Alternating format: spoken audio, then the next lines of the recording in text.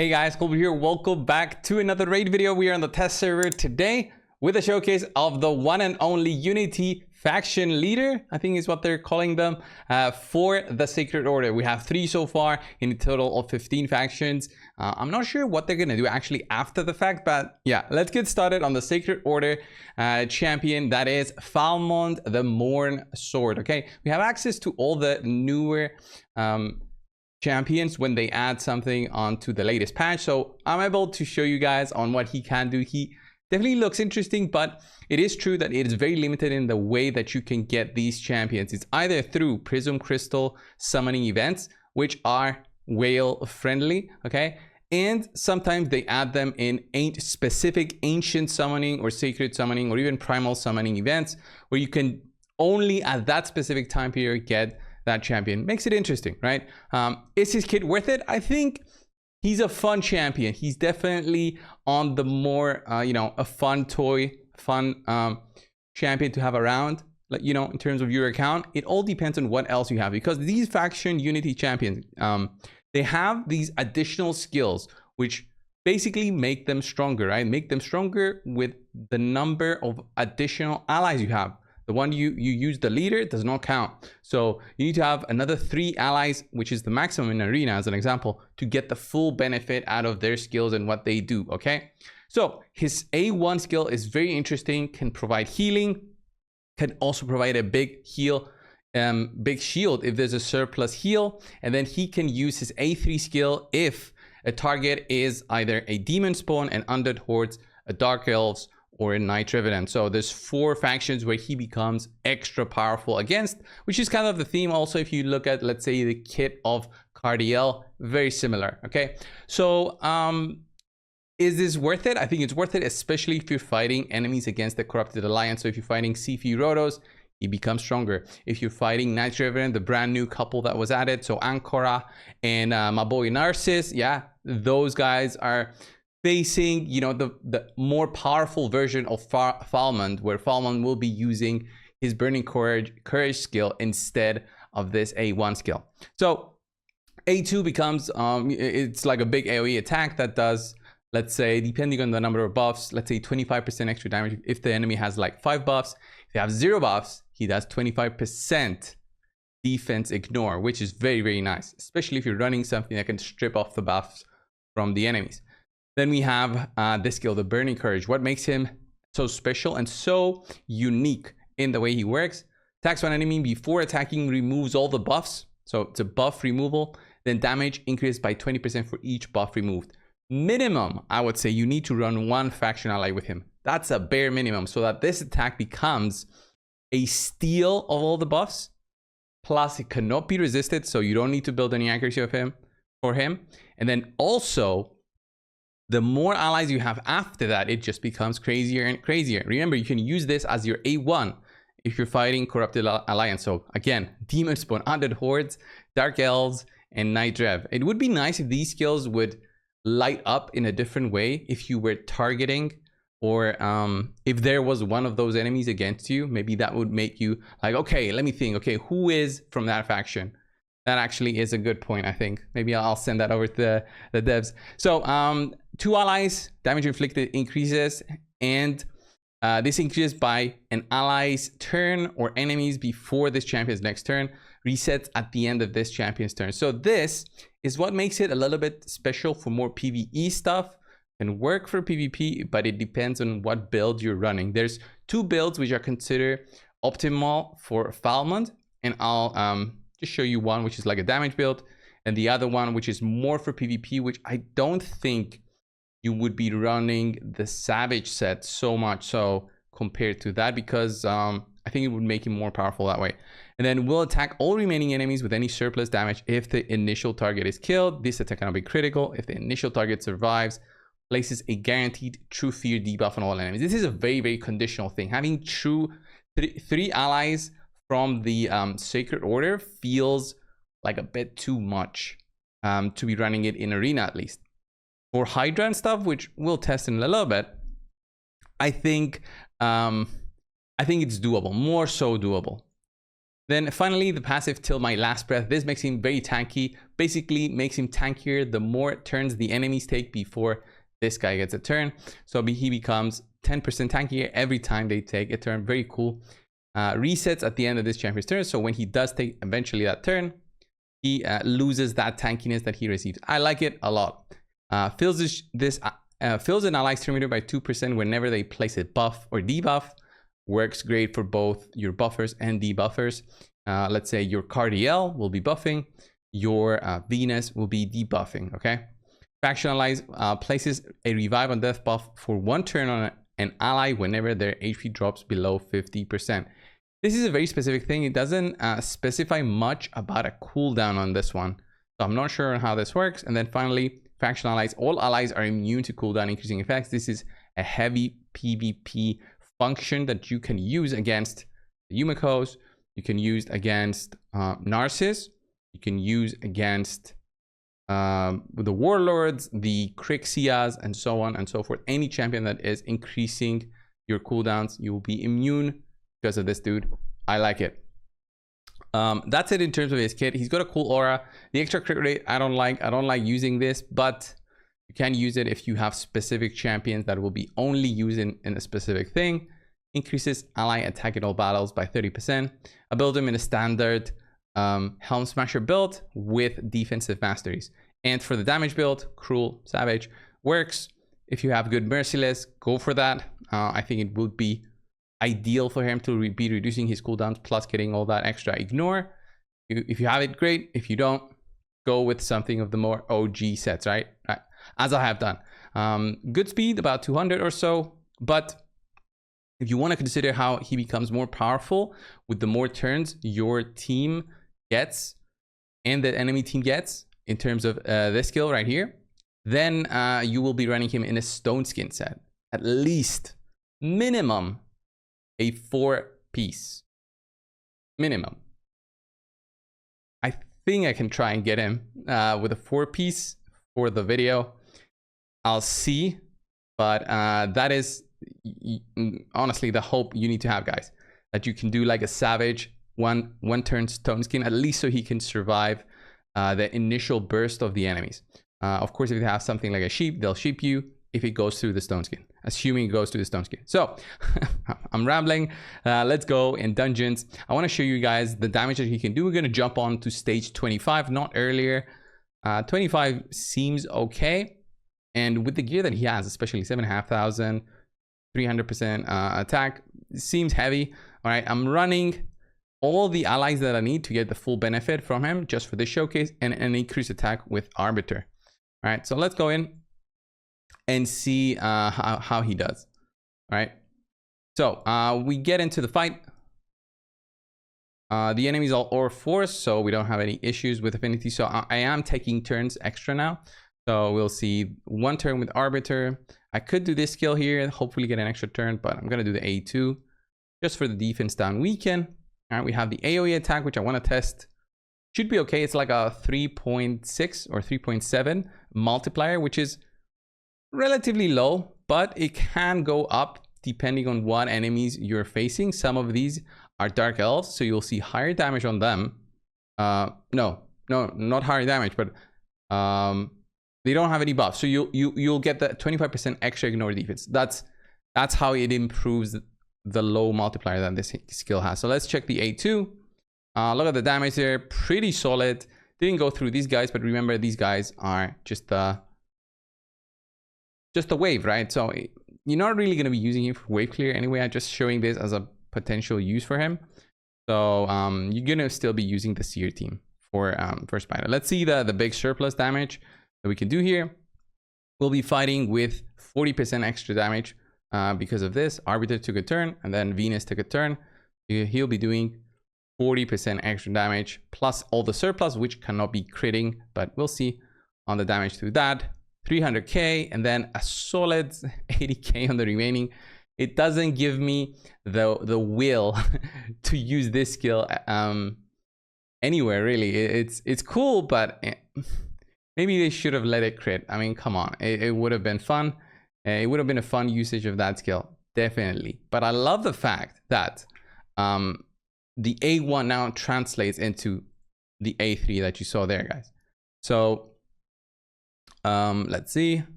If you're using something like a Cardiel, which makes sense, if you have the Sacred Order, you would be using Cardiel with him.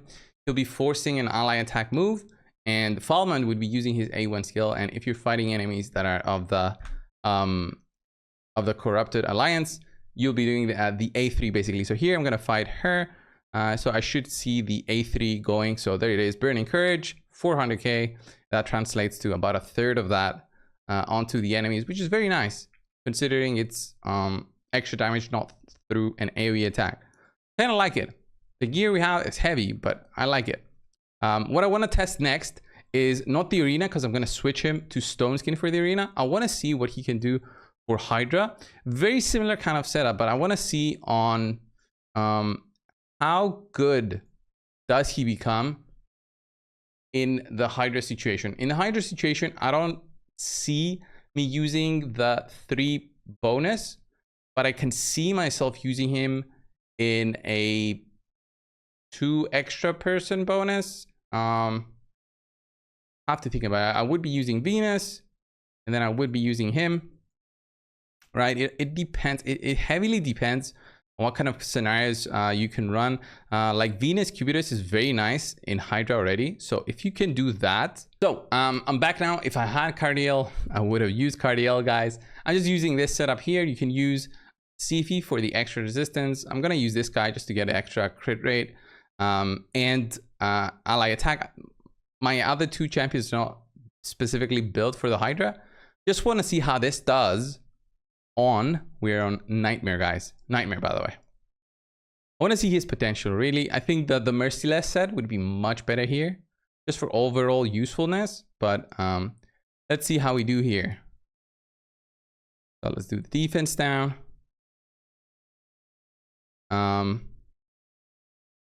Then we want to see his big AoE. There's no buffs. He can still do like a weak hit with his A2 attack, but it will be ignoring lots of defense. We hit in the bosses, 100k, 140k. Looks cool, but okay, it's not that great. It's not that great.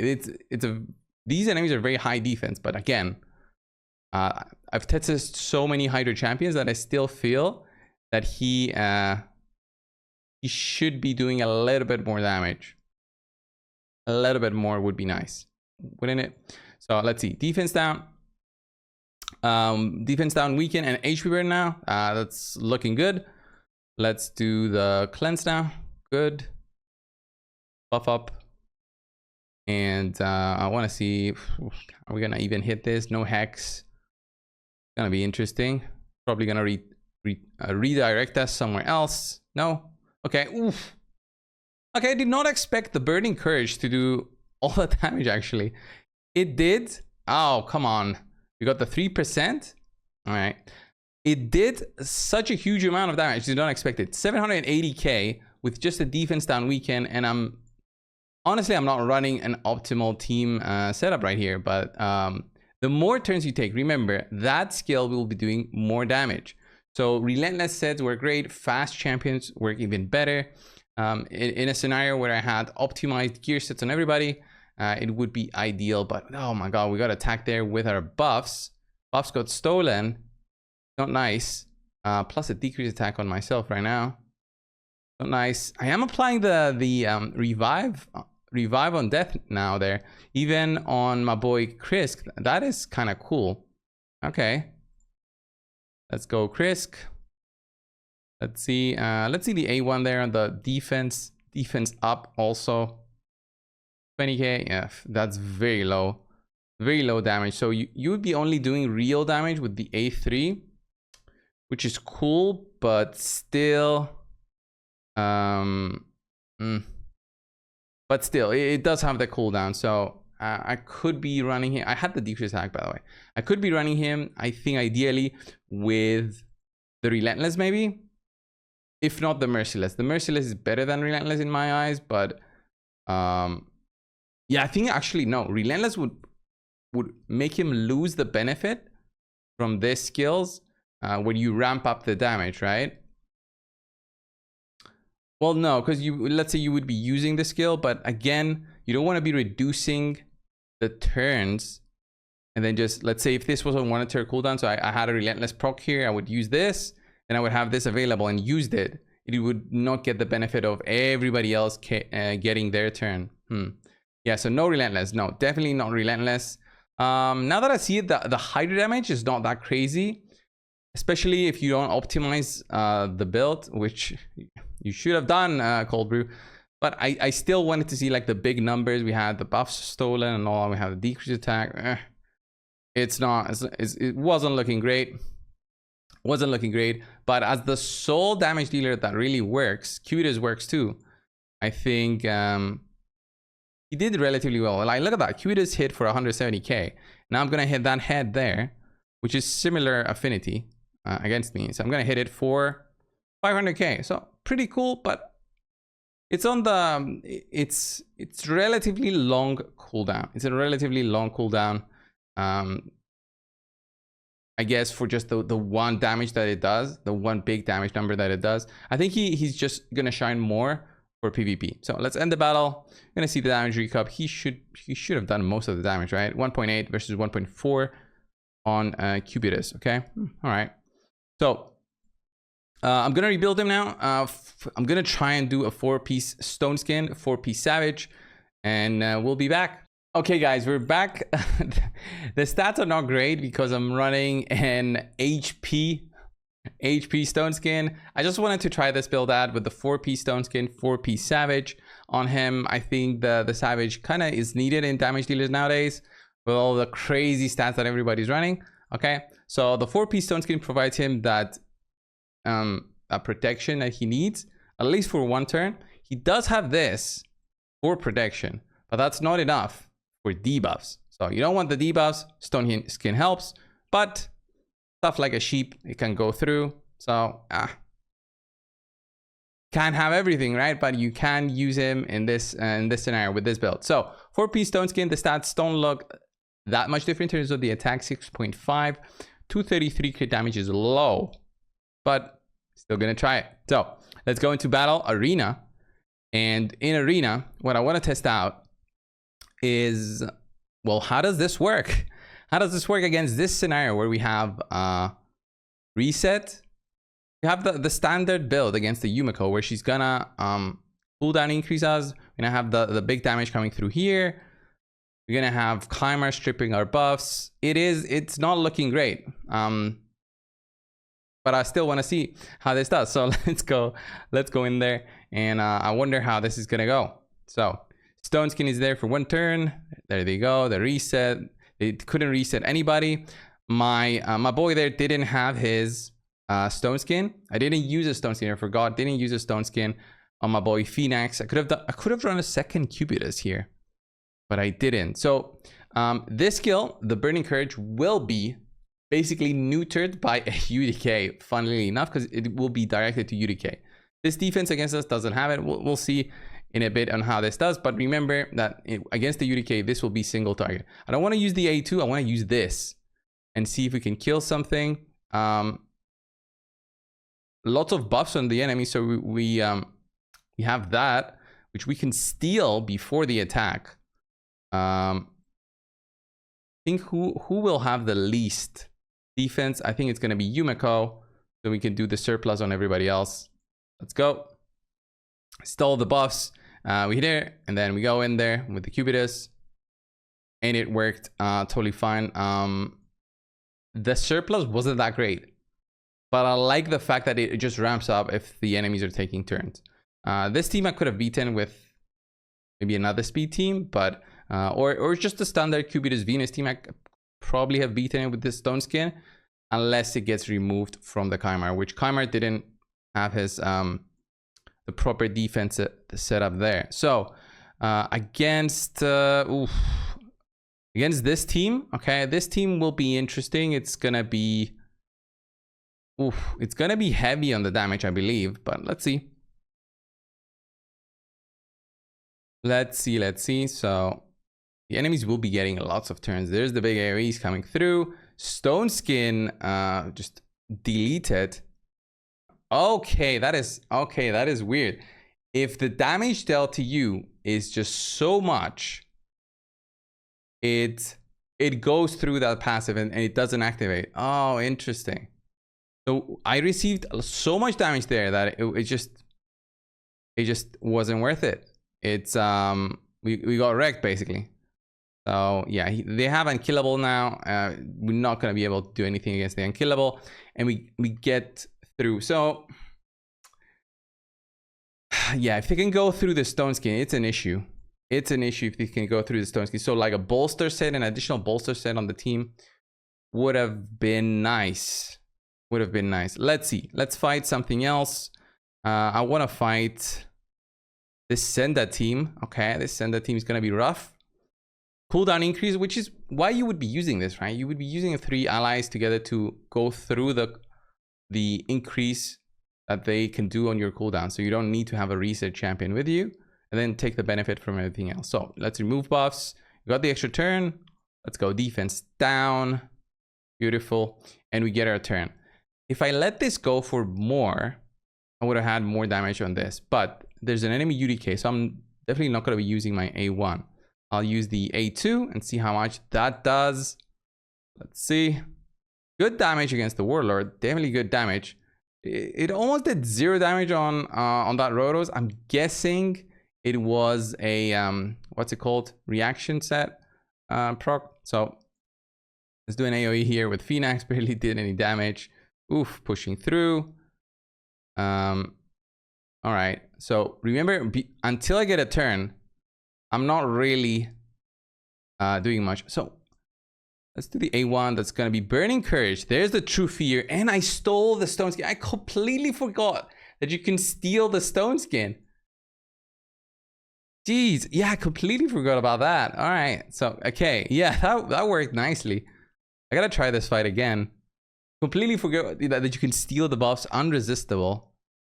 And they're trying to kill the Cupid is there. So here I should have ramped up all my damage. Should be able to kill her. There we go, 100k. Very little on the other ones. I don't like how little the damage is. I guess it's the surplus damage. Okay, the enemies are taking turns, so I'm becoming tankier and tankier as this happens. So let's see the A1. There's the true fear. Also, he lost his turn. That worked pretty well, actually. If you think about it, that worked pretty well. I guess some of these teams, I'm just there's no chance my team does something. This one only has, all right, Demon Spawn, UDK, and Necret. All right, yeah, against this team, I don't know. The Phoenix is, by the way, it's just a decoration ornament, like on a Christmas tree. That's what he does in this combo.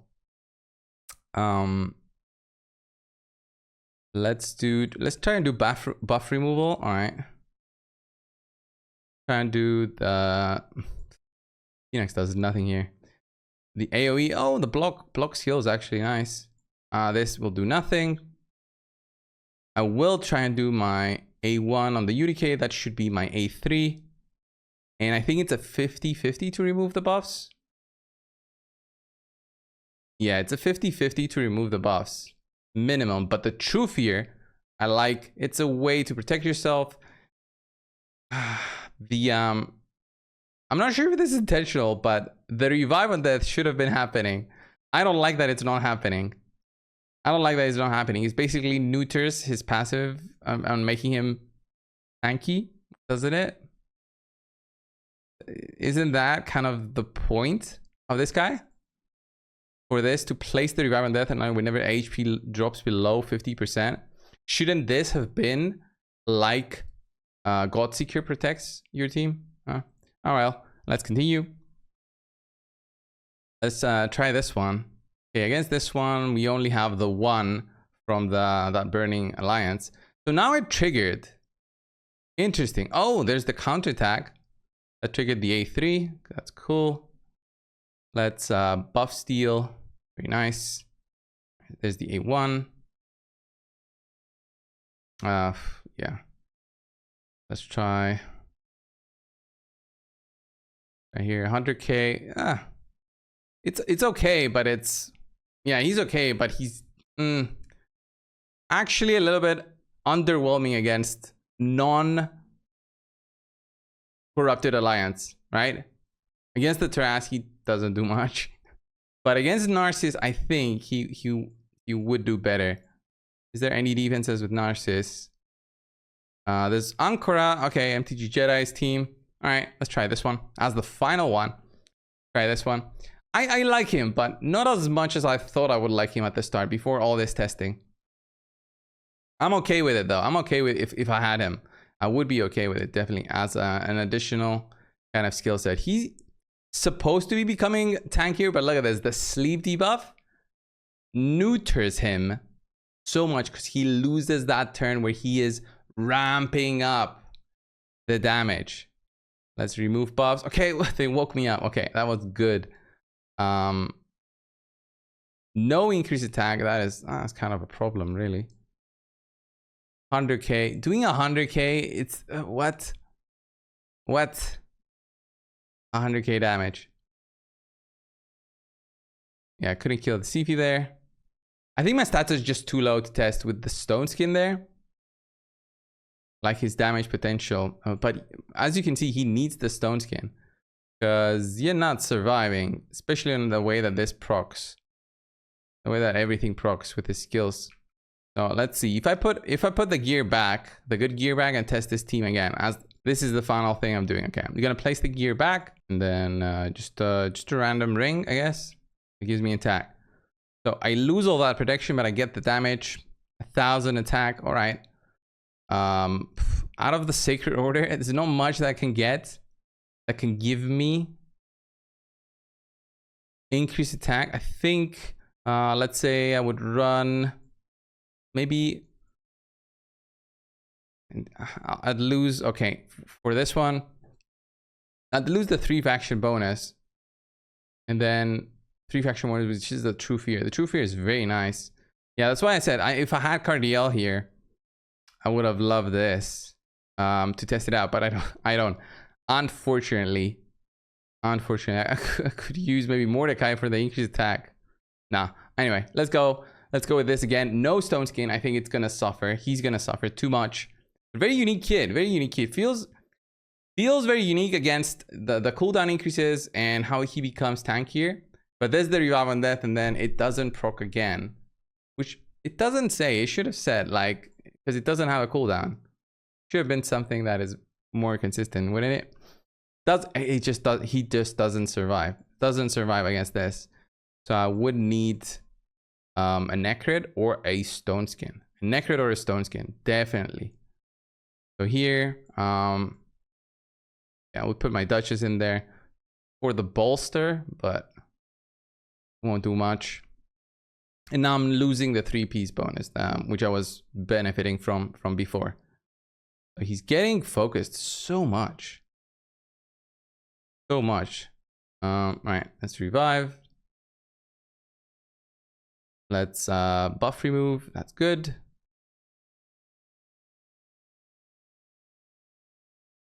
Big damage. Keep block revive. Ugh. Fantastic. Nars is being a cool king again. Cupid is doing work though, but that's not the point. Cupid is doing work is not the point. Definitely not the point. Everybody taking so many turns, by the way. See with this, I mean, this would probably kill something, but we wouldn't get the benefit. We just get a big damage, right? We wouldn't get the benefit from here because I don't have the third, right? Which would be Cardiel in this situation, I would imagine. Oh, 500k. Okay, yeah. So you would use him like that. I think with the Cardiel, if he was fast enough, he would provide all the buffs plus the revive on death on everybody, plus some protection. I think he just needs a good stone skin plus savage though. Plus savage, unless you can run him with just double stone skin and then maybe something else. Overall, I like the guy. I like the guy. Definitely not on par with the voids. Not on par with the voids.